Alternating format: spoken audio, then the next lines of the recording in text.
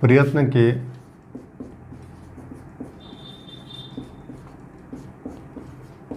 उच्चारण में प्रयत्न के आधार पर, उच्चारण में प्रयत्न के आधार पर।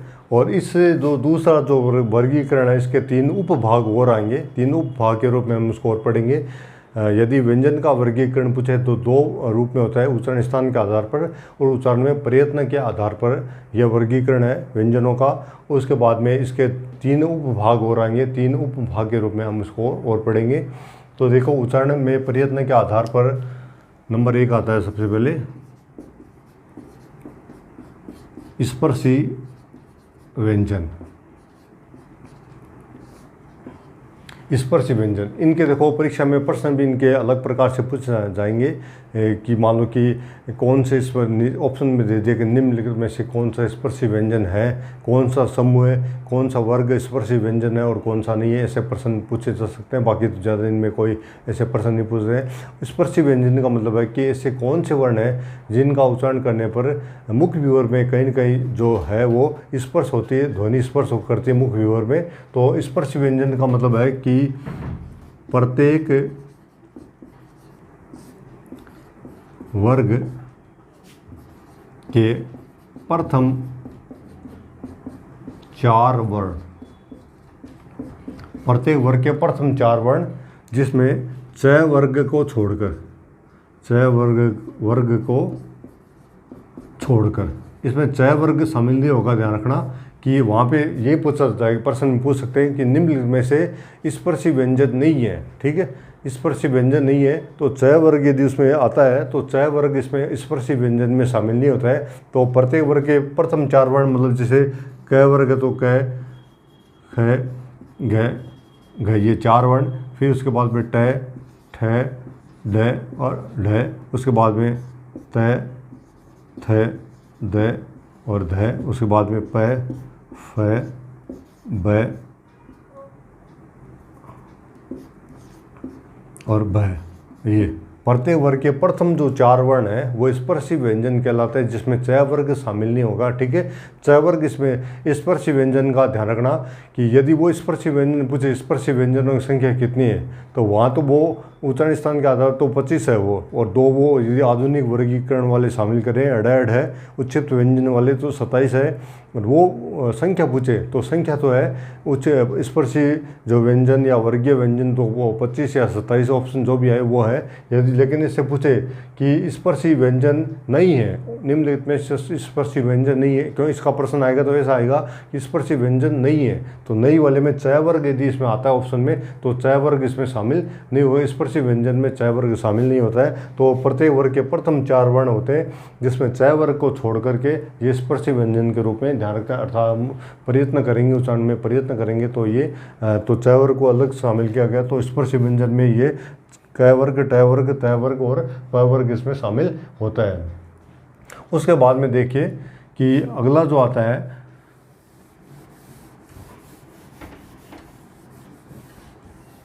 संघर्षी व्यंजन।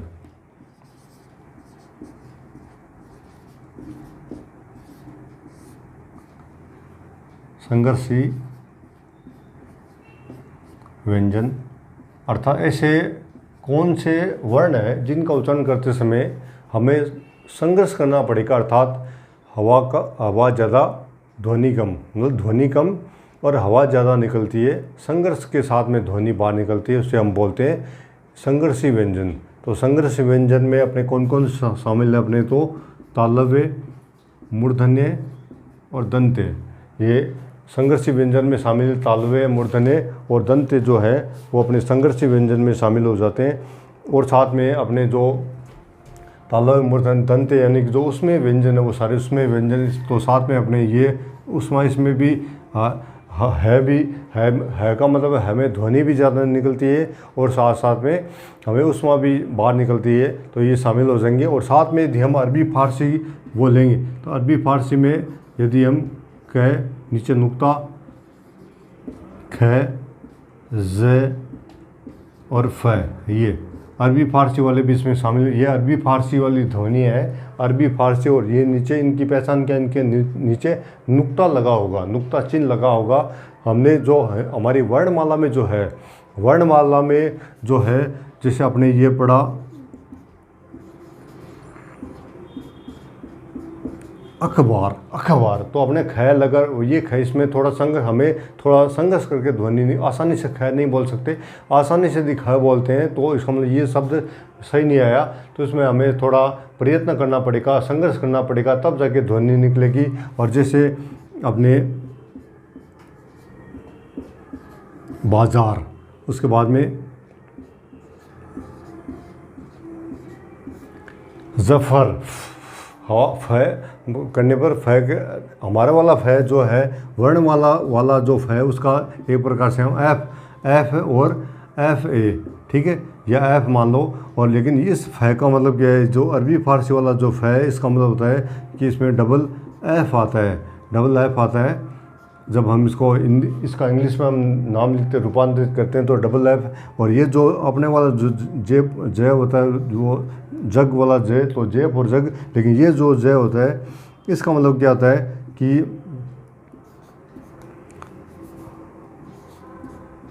डबल जे, ठीक है, डबल जे आता है। जैसे आपने देखा होगा कि अपने जैसे एक तो आता है जरा शब्द और एक आता है जर्रा, ठीक है, तो इसमें अंतर आ गया कि नीचे जो नुक्ता लगाओ इसका अर्थ अलग है, और जरा यानी जरावस्था, वृद्धावस्था, बुढ़ापा, जो जरा अवस्था होती है वो, और ये जरा मतलब जर्रे, जर्रे में, कण कण में, जर्रा यानी कण, तो ये अंतर आ जाता है। तो इनमें ये अंतर आता है। तो ये अरबी फारसी वाली ध्वनियाँ होती है, इसमें आसानी से ध्वनि नहीं निकलती है। तो मुख्य रूप से इन दो को ज़्यादा यूज़ में लेते हैं, ज़्यादा काम में ली जाती है अरबी फारसी। तो ये भी संघर्षी व्यंजन में शामिल होते हैं, ये भी आती है, पर मुख्य रूप से इन दो का ज़्यादा अपने को जगह जगह अपने चाहे गाइड हो चाहे व्याकरण, उसमें दो का ज़्यादा मिलता है, जबकि अरबी फारसी में चारों ध्वनियाँ ये अरबी फारसी ध्वनियों में शामिल होती है। तो इनके उच्चारण में भी अंतर आता है।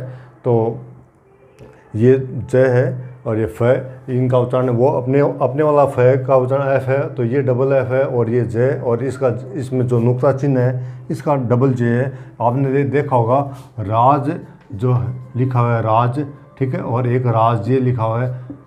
तो जैसे राज फिल्म आपने देखी होगी, राज फिल्म में आपने उसका नाम देखा होगा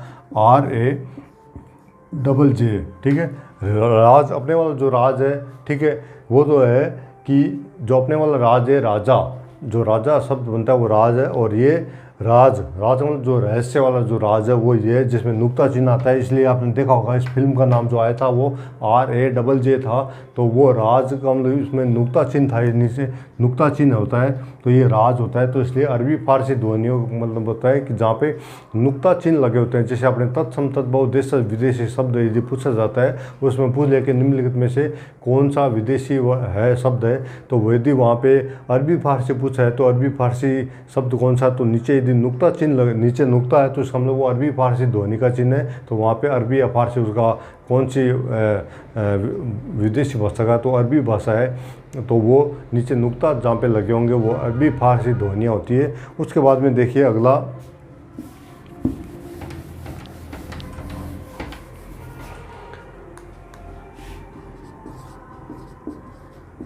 स्पर्श संघर्षी। अगला क्या है, स्पर्श संघर्षी। अब देखो कि इसे कौन से वर्ण है जिनका उच्चारण करते समय ध्वनि स्पर्श भी करती है और साथ साथ में हमें संघर्ष भी करने पड़ते हैं। अर्थात जिस ध्वनि का उच्चारण करते समय, जिस वर्ण का उच्चारण करते समय ऐसे महसूस होगा जैसे आपने बर्फ़ वाले से अपने जो बाज़ार में जो छाता बनाता है बर्फ़ का, ठीक है, और अपने उसके बाद में छाता बनवा रहे हैं खाने के लिए, बर्फ़ का छाता बनवा रहे हैं, तो वो जब बर्फ़ को छीलता है तो उसमें छीलने की जो आवाज़ आती है लास्ट में, जो एक घिसने की सी आवाज़ आती है, या जैसे मान लो कि लकड़ी का जो काम करता है, लकड़ी को जब वो छीलता है तो छीलने के बाद में ऐसे आवाज़ आती है, जैसे च छ ज ऐसे आवाज़ आती है। तो च छ ज, तो जैसे क ख बोलोगे तो ध्वनि सीधी निकलती, जबकि च छ तो लास्ट में छिलने की से आवाज़, मतलब एक प्रकार से आवाज़ आती है, छिलने की से आवाज़ आती है, मतलब स्पर्श तो करती है कहाँ पे, चैवर का उच्चारण स्थान क्या है, तालु, ठीक है, स्पर्श तो करती है तालु में, लेकिन साथ साथ में संघर्ष के साथ में ध्वनि निकलती है, मतलब स्पर्श आसानी से निकल नहीं सकती, संघर्ष करते हुए ध्वनि निकलती है, इसलिए इसको बोलते हैं स्पर्श संघर्षी। तो चैवर को यहाँ पे शामिल किया गया है, स्पर्शी व्यंजन में चैवर को शामिल नहीं किया गया है, जबकि चैवर को स्पर्श संघर्षी मानते हैं कि प्रत्येक वर्ग के, मतलब चय वर्ग इसमें संघर्षी व्यंजन में कौन शामिल है, चय वर्ग, मतलब च छ ज और ज, ये चार जो वर्ण है ये स्पर्श संघर्षीय है। तो इसलिए यदि वो ऑप्शन में प्रश्न पूछा कि निम्न में से कौन सा स्पर्शी व्यंजन नहीं है, तो ये स्पर्शी व्यंजनों का समूह नहीं है, तो च वर्ग स्पर्श संघर्ष में आता है। स्पर्श तो करता है लेकिन साथ साथ में ध्वनि आसानी से नहीं बल्कि संघर्ष के साथ में ध्वनि बाहर निकलती है, तो च वर्ग स्पर्श संघर्ष में शामिल होता है। तो इस बात का आपको ध्यान रखना है कि स्पर्शी व्यंजन में क वर्ग, ट वर्ग, त वर्ग और प वर्ग शामिल होता है, और इस च वर्ग आता है स्पर्श संघर्षी व्यंजन में शामिल होता है। उसके बाद में अगला आता है अपने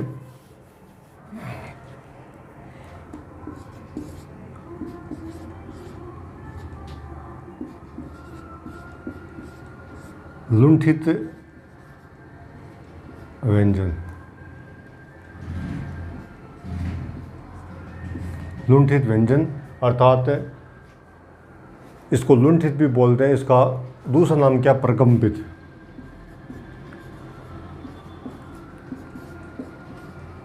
प्रकंपित व्यंजन, ठीक है। नाम ऐसे भी आ सकता है कि निम्नलिखित में से लुंठित व्यंजन कौन सा है, या जिस वर्ण का उच्चारण करते समय जीवा में कंपन पैदा हो। जैसे आपने देखा होगा कि जब हॉस्पिटलों में ऑपरेशन चलता है तो वो ऐसे मशीन, वो जहाँ पे वो श्वास की गतियाँ चलती रहती है, ऐसे वो चलते रहते हैं, ऐसे ऐसे वो लाइन चलती रहती है, तो वो कंपन, हल्का सा कंपन।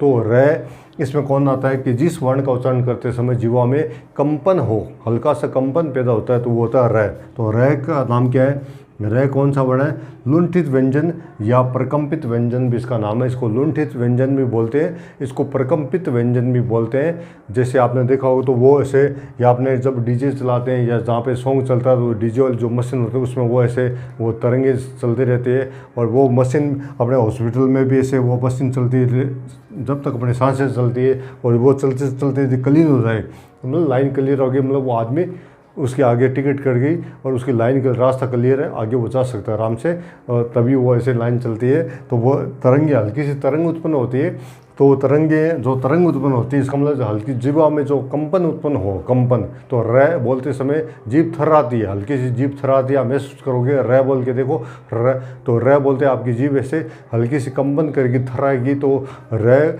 लुंठित या प्रकंपित व्यंजन के नाम से जाना जाता है। तो ऐसे प्रश्न आ गया कि ऐसा कौन सी वर्ण है, कौन सी ध्वनि, कौन सा व्यंजन जिसमें जीवा में हल्का सा कंपन उत्पन्न होता है, तो वो कहलाता है प्रकंपित, ठीक है। और कौन सा है, तो र ऑप्शन में आता है, तो र प्रकंपित व्यंजन में शामिल होता है। उसके बाद में तो ये र क्या, प्रकंपित या लुंठित। उसके बाद में आता है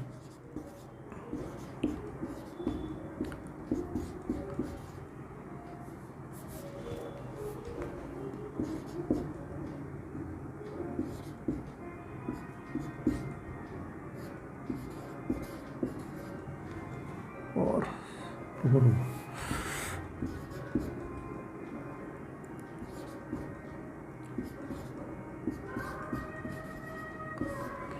पार्श्विक व्यंजन। जैसे आपने अखबारों में कहीं पढ़ा हो, पार्श्विक गायिका, पार्श्विक गायिका या गायक, मतलब आसपास, पार्श्विक मतलब आसपास, ठीक है। अर्थात ऐसे वर्ण, ऐसा वर्ण जिसका उच्चारण करते समय ध्वनि जीवा के आसपास से निकल जाए।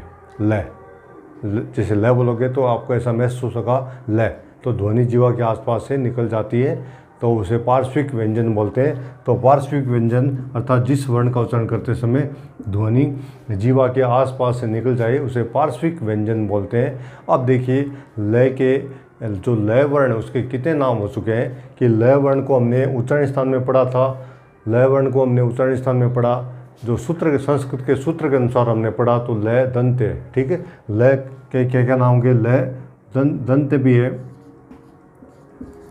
ठीक है। और आधुनिक वर्गीकरण के अनुसार हमने पढ़ा, तो आधुनिक वर्गीकरण में ल किस में आता है, आधुनिक वर्गीकरण में आता है ल वर्च्य ध्वनि में भी आता है, ठीक है। तो ल को देखो, ल को पार्श्विक व्यंजन के नाम से भी जानते हैं, ल को दंत्य के नाम से भी जानते हैं, और ल को आधुनिक वर्गीकरण में वर्च्य ध्वनि के नाम से भी जानते हैं।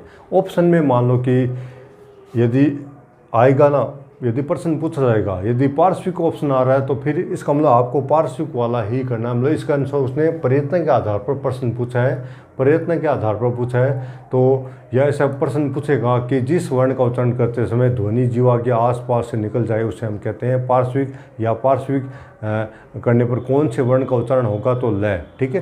तब इसका मतलब तब आपको पार्श्विक वाला करना है कि जिस वर्ण का उच्चारण करते समय जीवा ध्वनि जीवा के आसपास निकल जाए उनमें से कौन सा वर्ण है तो ल वर्ण वो पार्श्विक व्यंजन के रूप में पूछा जाएगा। और यदि वो वैसे पूछ रहा है तो उसमें दंत्य और वर्ष से दे रखा है तो फिर आपको वर्ष वाला करना है कि लय के 3 नाम हो गए, पार्श्विक, दंत्य और वर्ष। ये तो संस्कृत के सूत्र के अनुसार और ये आधुनिक वर्गीकरण के अनुसार, और ये हो गया उच्चारण में प्रयत्न के आधार पर। तो उच्चारण में प्रयत्न के आधार पर पूछेगा तो फिर आपको प्रयत्न वाला वो पूरा देखेगा कि किस वर्ण का उच्चारण करते समय, निम्नलिखित में से किस वर्ण का उच्चारण करते समय जीवा ध्वनि का जीवा के आसपास से ध्वनि निकलती है वो पार्श्विक यानी लय की निकलती है। तो इसलिए लय को दंत्य के नाम से भी जानते हैं, वर्ष के नाम से भी जानते हैं। उसके बाद में आता है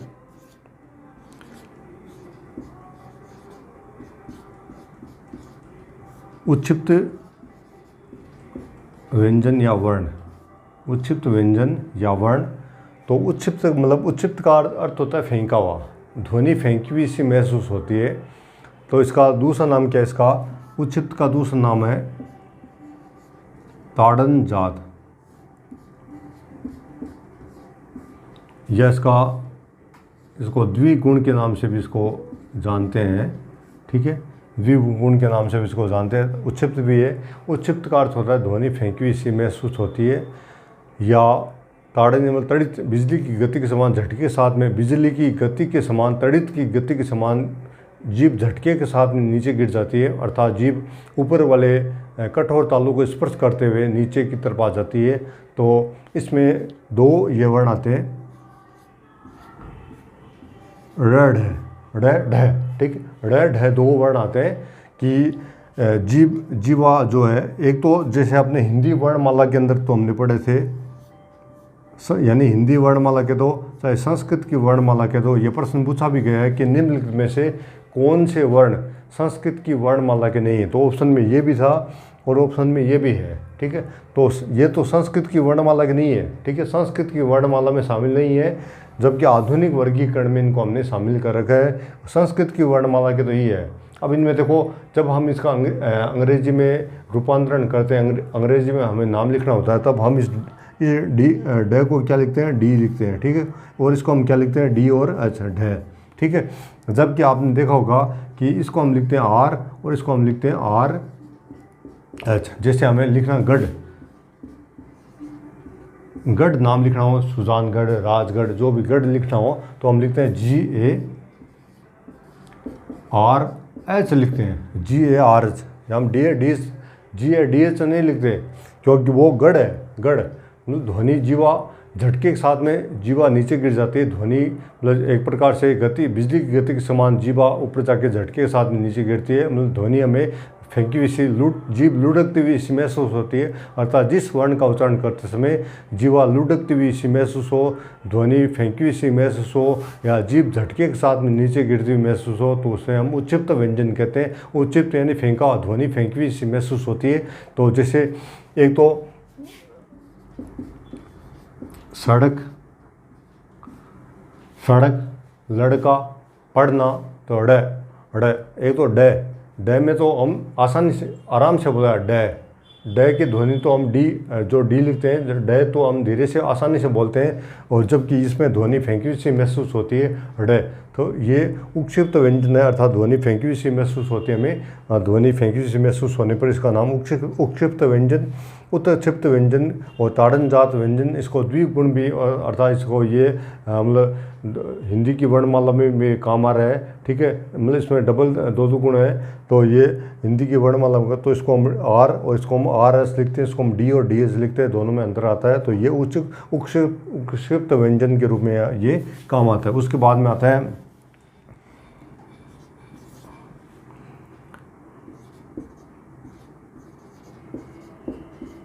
संघर्षहीन व्यंजन। संघर्षहीन व्यंजन, संघर्षहीन व्यंजन बोलते हैं, या इनको अर्ध स्वर बोलते हैं। अब ध्यान रखना एक चीज़ और आपको बता दूं कि सभी स्वर, नोट कर लो बोले आप ये, कि सभी स्वर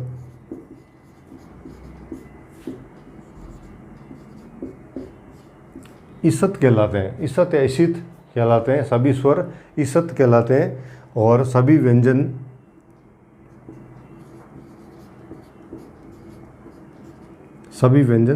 स्पृष्ट कहलाते हैं। स्पृष्ट या स्पर्श से कहलाते हैं। ठीक है, तो व्यंजन तो स्पर्श करके ध्वनि निकलती है और सभी स्वर ईसत और सभी व्यंजन स्पष्ट कहलाते हैं। अब देखिए कि इसका जो नाम है वो ईसत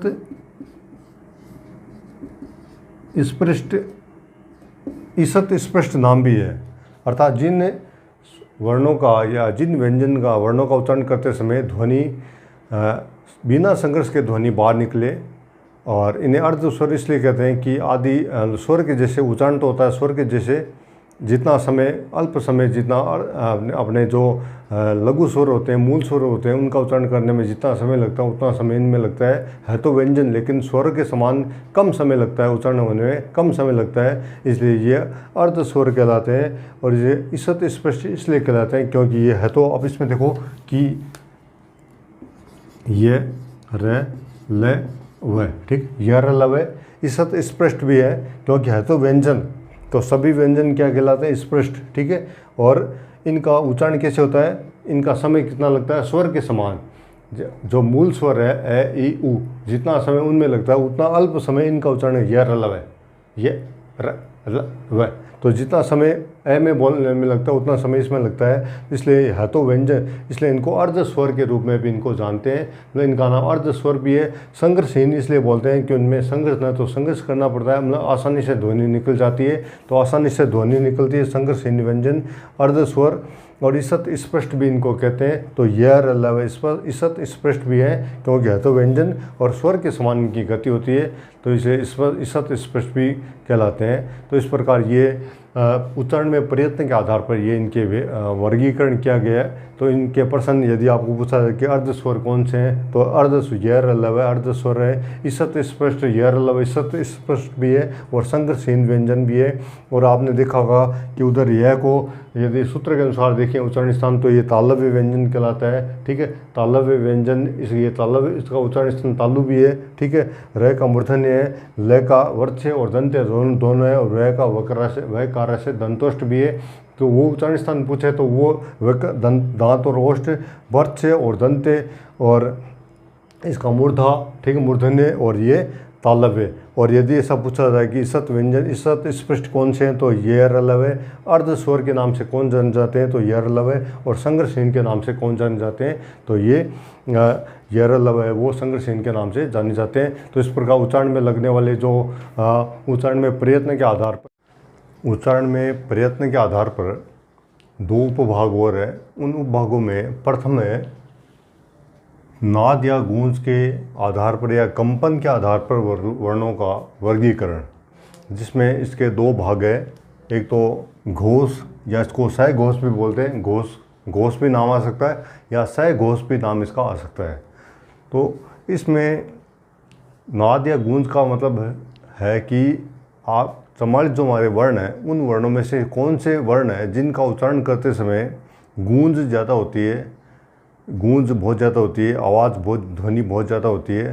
तो सीधी सी बात है कि यदि हम कैक है, प्रत्येक जैसे 5 वर्ग है, 5 वर्गों में प्रथम 2 वर्ण को छोड़ के तीसरा चौथा 5वें तक आते आते हमारी ध्वनि का ग्राफ अपने आप बढ़ जाता है। क्योंकि जब हम श्वास कम खर्च करते हैं, और जब श्वास कम खर्च करते हैं तो एक श्वास में जब हम ध्वनि को बोलते हैं, ध्वनि को बोलने पर फिर उसमें गूंज ज़्यादा होती है, तो गूंज अपने आप ज़्यादा होने लग जाती है। उसी पर जैसे कै ख ले गए घ अंग तक आ जाते हैं, तीसरे चौथे 5वें तक आते आते ध्वनि अपनी बढ़ जाती है। उसी प्रकार अपने जो 11 स्वर है उन 11 स्वरों को आप यदि श्वास रोक के बोलते हो, एक श्वास में बोलते हो, तो उसमें गूंज अपने आप ज़्यादा होती है। गूंज ज़्यादा होने से तात्पर्य गूंज ज़्यादा हो जाती है, तो उसे हम नाद या गूंज बोलते हैं। तो नाद या गूंज के आधार पर अपने हमारे जो 44 जो वर्ण है उनका वर्गीकरण किया गया है। तो देखो, जिसमें प्रत्येक वर्ग का तीसरा चौथा 5वां वर्ण, प्रत्येक वर्ग का तीसरा चौथा 5वां वर्ण, क वर्ग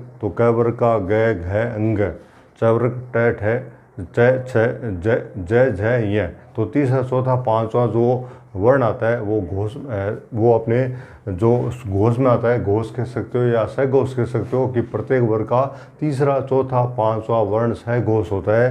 अब और उसके साथ में सभी जो स्वर अपने जो 11 स्वर हैं वो जो 11 स्वर वो भी अपने किस में आते हैं, घोष में आते हैं, घोष या सघोष में आते हैं। और अपने अंतस्थ वर्ण यानी ये र ल व जो अपने 4 जो अंतस्थ व्यंजन होते हैं वो भी अपने घोष में आते हैं। और साथ में उसमें व्यंजन में से है, ठीक है, इसका ध्यान रखना कि है का उच्चारण निशान भी है भी किस में आता है, नाद या गूंज वाले में घोष में आता है। तो है भी घोष वर्ण है। और ऐसे प्रश्न में पूछ सकते हैं कि निम्नलिखित में से घोष वर्ण कौन सा है, नीचे ऑप्शन में दे दिया तो है जो वर्ण है वो घोष है।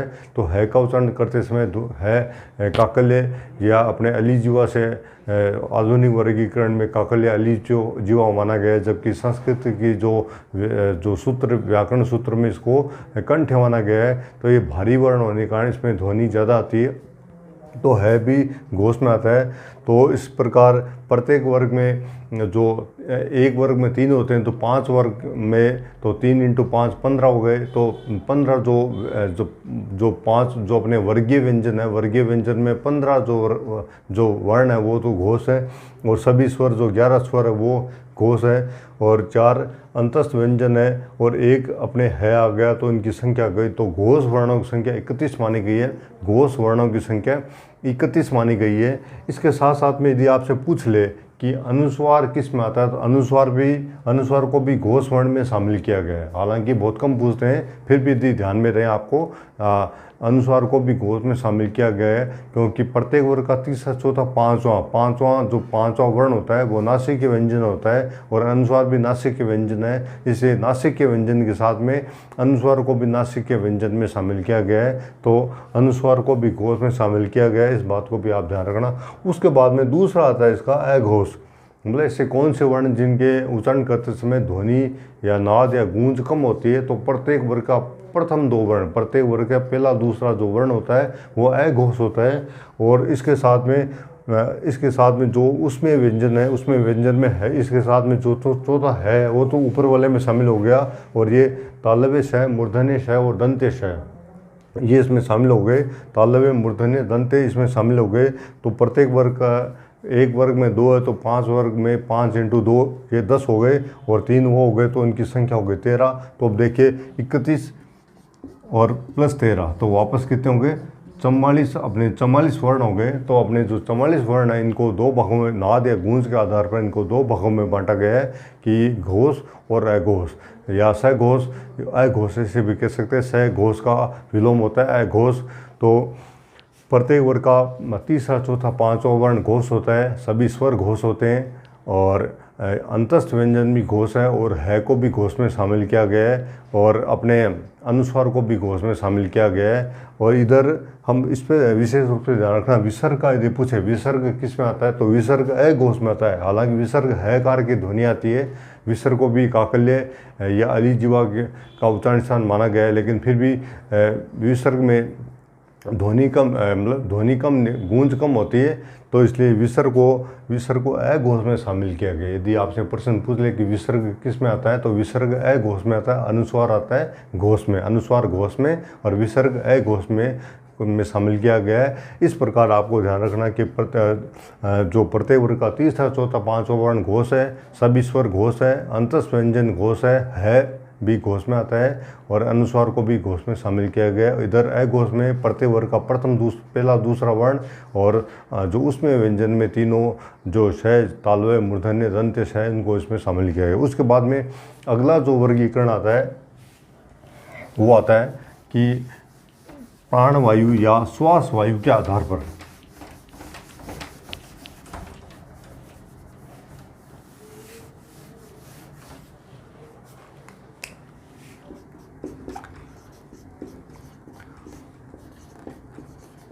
प्राणवायु या श्वास वायु के आधार पर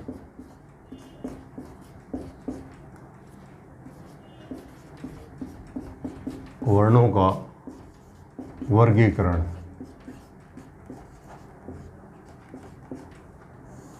प्राण वायु या श्वास वायु के आधार पर वर्णों का जो हमारे जो 44 वर्ण हैं उनको प्राण वायु या श्वास वायु अर्थात ऐसे कौन से वर्ण हैं जिनका उच्चारण करते समय श्वास की मात्रा ज़्यादा खर्च होती है, श्वास की मात्रा ज़्यादा खर्च होती है, उसके आधार पर भी इनका वर्गीकरण किया गया है, जिसमें आता है नंबर 1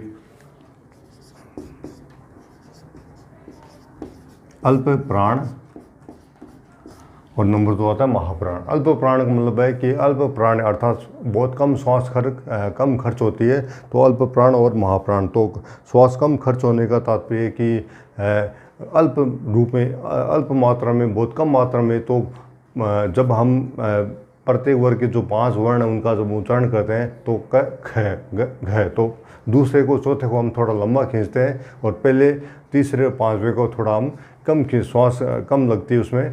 तो प्राण वायु या श्वास वायु अर्थात ऐसे कौन कौन से वर्ण हैं जिनका उच्चारण करते समय श्वास की मात्रा कम खर्च होती है और जिसमें और ध्वनि ज़्यादा निकलते, ध्वनि या गूंज ज़्यादा निकलती है, उनको तो बोलते हैं घोष। और श्वास की मात्रा कम खर्च होती है, ज़्यादा खर्च होती है, उसको बोलते हैं प्राण वायु, श्वास वायु। तो जिसके आधार पर 2 है अल्प प्राण और महाप्राण। तो अल्प प्राण में प्रत्येक वर्ग का, इसमें आपको ध्यान रखना है कि प्रत्येक वर्ग का पहला,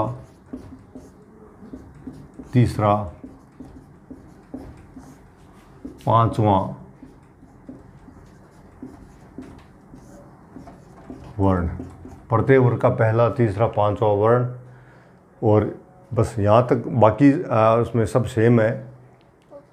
स्वर पहले आने वाले पहले में शामिल होंगे। जैसे उसमें घोष में आया तो स्वर, जब हम छोटे बच्चों को पढ़ाना शुरू करते हैं तो उनको पहले मतलब स्वर हम उनको पढ़ाते हैं। तो जो पहले आने वाले पहले में शामिल होंगे, तो परीक्षा में यही यहाँ पे कन्फ्यूजन होता है कि स्वर घोष में आते हैं, अघोष में आते हैं, स्वर अल्प प्राण में आते हैं या महाप्राण में आते हैं। तो पहले आने वाले पहले में शामिल रहेंगे तो सभी स्वर इसमें प्लस में आ जाएंगे,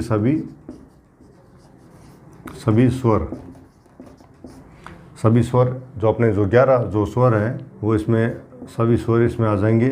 और साथ में अंतस्थ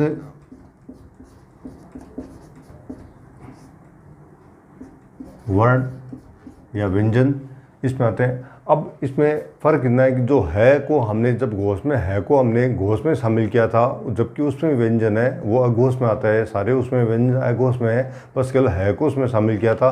अब इसमें हमें है को उसमें शामिल नहीं करना है, क्योंकि है का उच्चारण करते समय ध्वनि गूंज ज़्यादा होती है, जबकि श्वास की मात्रा ज़्यादा खर्च नहीं होती है। तो है इसमें शामिल नहीं होगा। तो प्रत्येक वर्ग के पहला, तीसरा, पांचवा वर्ण यानी अल्प विषम संख्या होती है, यानी अल्प यानी कम और विषम संख्या कम है। तो अल्प वाले विषम संख्या सारी इसमें आएगी। तो प्रत्येक वर्ग का पहला, तीसरा, पांचवा, पहला, तीसरा, पांचवा सब विषम संख्या है। तो विषम संख्या अल्प प्राण में आएगी। तो एक वर्ग में 3 है तो 5 वर्ग में हो गई, इनकी संख्या हो गई 15 प्लस अपने 11 स्वर और 4 अंतस व्यंजन, तो इनकी संख्या हो गई ये 30। तो अल्प प्राण वर्णों की संख्या कितनी है? अल्प प्राण वर्णों की संख्या 30 होती है। तो अल्प प्राण, और अब यदि आपको अलग से पूछ लिया जाए कि अनुस्वार को अल्प प्राण में शामिल किया गया है,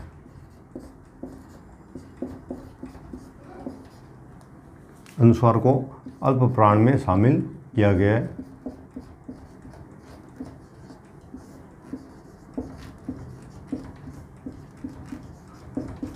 ठीक है, क्योंकि 5वां वर्ण नासिक के व्यंजन होता है, अनुस्वार भी नासिक है। तो जहाँ पे 5वां वर्ण नासिक के व्यंजन आएगा, अनुस्वार भी उसके साथ में आएगा। तो अनुस्वार को अल्प प्राण में शामिल किया गया है।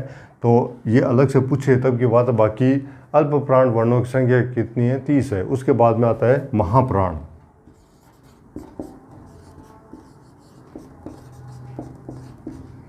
महाप्राण प्रत्येक वर्ग का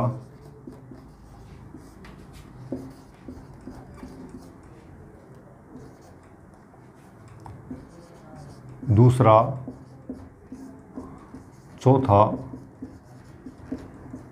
वर्ण प्लस उसमें व्यंजन या वर्ण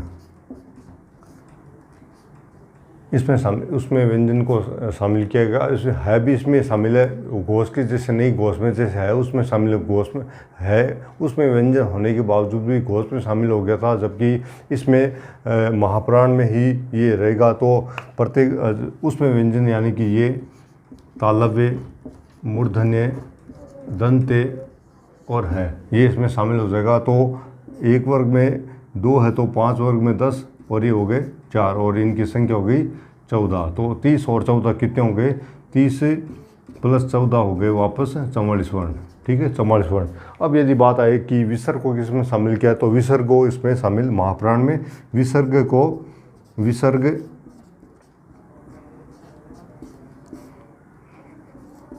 महाप्राण में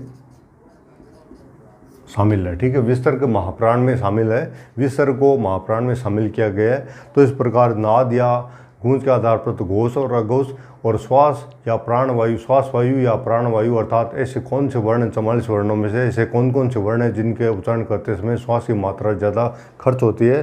तो जिनकी मात्रा में ज़्यादा खर्च होता है, मतलब श्वास ज़्यादा खर्च होती है, श्वास ज़्यादा आता है, को श्वास को ज़्यादा लेना पड़ता है, वो तो महाप्राण है। और जिनमें श्वास कम खर्च होता है वो अल्प प्राण है। तो अल्प प्राण प्रत्येक वर्ग का पहला, तीसरा, पांचवा विषम संख्या होती है, पहला, तीसरा, पांचवा वर्ण अल्प प्राण है। और सभी स्वर पहले वाले पहले में शामिल हो जाएंगे, तो सभी स्वर अल्प प्राण है और अंतस व्यंजन अल्प प्राण में आते हैं। और महाप्राण में दूसरा और चौथा जो सम संख्या होती है वो दूसरा चौथा वर्ण है, तो दूसरा चौथा वर्ण महाप्राण में शामिल है और सभी उसमें व्यंजन इसमें आते हैं। और विसर्ग का यदि आपको पूछे विसर्ग किस में आता है, तो विसर्ग महाप्राण में आता है। इस प्रकार जो व्यंजनों का जो वर्गीकरण किया गया है, व्यंजनों को प्रयत्न के आधार पर जो 2 अन्य उप आधार में बांटा गया वो है अपने नाद या गूंज के आधार पर और अपने श्वास वायु या प्राण वायु के आधार पर। इस प्रकार जो अपने जो वर्ण विचार का जो बिंदु है ये अपने संपूर्ण होता है। और इसमें और भी यदि मान लो कि जो कुछ बातें, मुख्य कुछ बातें रह गई, वो हम आगे वाला जब भी हम कोई आगे वाला जो बिंदु शुरू करेंगे उस बिंदु में उसको शामिल करेंगे। और साथ में कुछ जो प्रश्न हैं, जो महत्वपूर्ण प्रश्न बनते हैं, वो भी प्रश्न को अपने साथ में लेते कुछ अभ्यास भी अपने करेंगे। इसी के साथ ये क्लास अपने यहीं पे समाप्त होती है, वर्ण विचार का बिंदु। और आगे वाला बिंदु हम शुरू करेंगे बहुत जल्द, और बहुत जल्द आपको इसका जो क्लास उपलब्ध करवाई जाएगी। नमस्कार।